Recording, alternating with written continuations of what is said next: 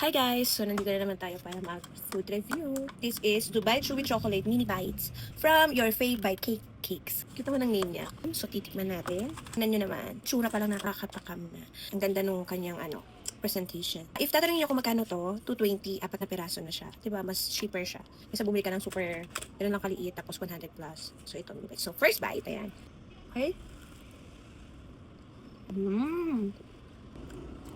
Ang sarap sobra. Masarap. Super. Ma'am Kay. Ang sarap, promise. Walang halong joke. Kung tatanungin niyo ako kung anong rate ko sa kanya, 1 to 10, 9.5. Ganun siya kasarap. Promise. Nakatikim na ako ng mga Dubai Chewy Choco. May kalasa siya. Tapos yung kalasa nito, mahal. So, dito tayo sa mura. Pero same lang lasa, di ba? Hindi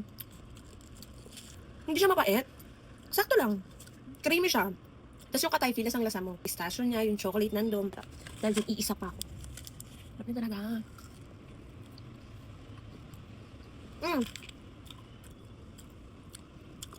Order kayo.